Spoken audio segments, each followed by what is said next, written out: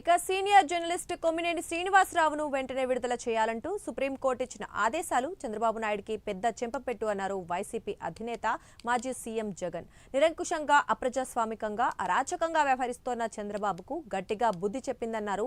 తన పాలన వైఫల్యాలపై తీవ్ర చర్చ జరుగుతున్న నేపథ్యంలో ప్రజల దృష్టిని మళ్లించడానికి తన ఎల్లో ముఠాతో కలిసి చంద్రబాబు కృత్రిమ వివాదాన్ని సృష్టించారన్నారు. తాను చేయని వ్యాఖ్యలను కొమ్మినేనికి ఆపాదించి ఎల్లో గ్యాంగ్ ద్వారా పథకం ప్రకారం విష ప్రచారం చేయించారని జగన్ ఆరోపించారు.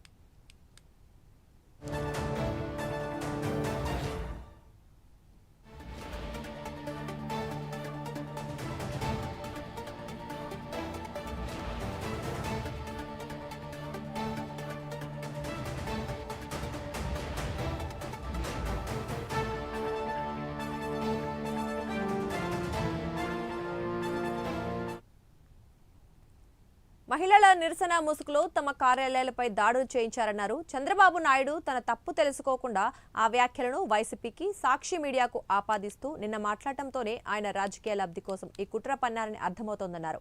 విశ్లేషకుడు వ్యాఖ్యలతో యాంకర్గా వ్యవహరించిన కొమ్మినేనికి ఏం సంబంధం అంటూ ఇవాళ సుప్రీంకోర్టు ఇచ్చిన ఆర్డర్ చంద్రబాబు కుట్రను బద్దలు చేసిందన్నారు.